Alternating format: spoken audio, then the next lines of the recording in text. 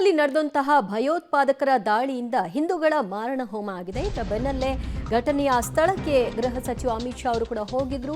ಮೃತರ ಸಂತಾಪವನ್ನು ಕೂಡ ಸಲ್ಲಿಕೆ ಮಾಡಲಾಗಿತ್ತು. ನಂತರ ಈಗ ಹೈ ವೋಲ್ಟೇಜ್ ಮೀಟಿಂಗ್ ಘಟನಾ ಸ್ಥಳಕ್ಕೆ ಭೇಟಿ ಕೊಟ್ಟ ಬಳಿಕ ಅಲ್ಲಿನ ಪರಿಸ್ಥಿತಿಯ ಅವಲೋಕನ ಮಾಡಿದ್ದಾರೆ ಅಮಿತ್ ಶಾ. ಸಂಜೆ 6 ಗಂಟೆಗೆ ಮೋದಿ ಜೊತೆಗೆ ಭದ್ರತಾ ಸಮಿತಿಯ ಸಭೆಯನ್ನ ಹಮ್ಮಿಕೊಳ್ಳಲಾಗಿದೆ.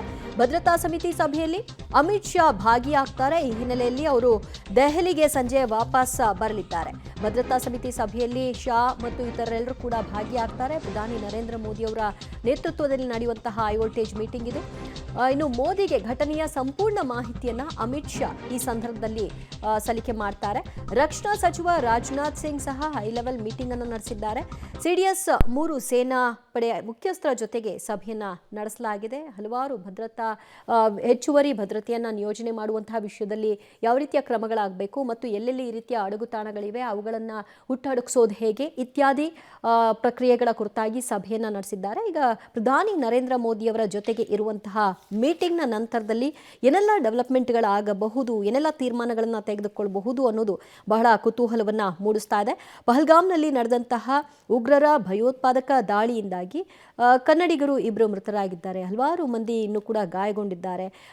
ಯಾರ್ಯಾರು ಗಾಯಗೊಂಡಿದ್ದಾರೆ ಮತ್ತು ಎಲ್ಲಿ ಘಟನೆ ಆಗಿದ್ದು, ಘಟನಾ ಸಂದರ್ಭದಲ್ಲಿ ಯಾವ ರೀತಿಯಾದಂತಹ ಪರಿಸ್ಥಿತಿ ಇತ್ತು, ಯಾವ ರೀತಿಯ ಮಾತುಕತೆಗಳನ್ನು ಉಗ್ರರು ಆಡಿದ್ರು, ಎಷ್ಟು ಜನ ಭಾಗಿಯಾಗಿದ್ರು, ಯಾವ ಸೋಗಿನಲ್ಲಿ ಅವರು ಬಂದಿದ್ರು ಇತ್ಯಾದಿ ಮಾಹಿತಿಗಳನ್ನು ಘಟನಾ ಸ್ಥಳಕ್ಕೆ ಹೋದಂತಹ ಸಂದರ್ಭದಲ್ಲಿ ಅಮಿತ್ ಶಾ ಅವರು ಪಡೆದುಕೊಂಡಿದ್ದಾರೆ. ಅದಾದ ನಂತರದಲ್ಲಿ ಒಂದಷ್ಟು ಮೀಟಿಂಗ್ಸ್ಗಳನ್ನು ಕೂಡ ಮಾಡಲಾಗಿದೆ. ರಕ್ಷಣಾ ಸಚಿವರು ಕೂಡ ಈ ಸಂಬಂಧಿತವಾಗಿ ಭದ್ರತಾ ಮೀಟಿಂಗನ್ನು ನಡೆಸಿದ್ದಾರೆ. ಹೆಚ್ಚುವರಿ ಇನ್ನೂ ಯಾವ್ಯಾವ ಸೂಕ್ಷ್ಮ ಪ್ರದೇಶಗಳಲ್ಲಿ ಪ್ರವಾಸಿಗರು ಇರುವಂತಹ ಸ್ಥಳಗಳಲ್ಲಿ ಯಾವ ರೀತಿಯ ಕಣ್ಗಾವಲನ್ನು ಇರಿಸಬೇಕು ಮತ್ತು ಈಗಿರುವಂತಹ ಅಲ್ಲಿದ್ದಂತಹ ಪ್ರವಾಸಿಗರ ರಕ್ಷಣೆ ಹೇಗೆ, ಅವರುಗಳನ್ನು ತಮ್ಮ ಊರುಗಳಿಗೆ ತಲುಪಿಸುವಂತಹ ವ್ಯವಸ್ಥೆಗಳು ಹೇಗೆ, ಇದೆಲ್ಲದರ ಬಗ್ಗೆಯೂ ಕೂಡ ನಿರಂತರವಾಗಿ ಸಭೆಗಳನ್ನು ನಡೆಸಲಾಗಿದೆ. ಅದಕ್ಕೆ ಸಂಬಂಧಿತವಾಗಿ ಕೆಲವೊಂದಷ್ಟು ಪ್ರಕ್ರಿಯೆಗಳಿಗೆ ಚಾಲನೆಯನ್ನು ಕೂಡ ಕೊಡಲಾಗಿದೆ.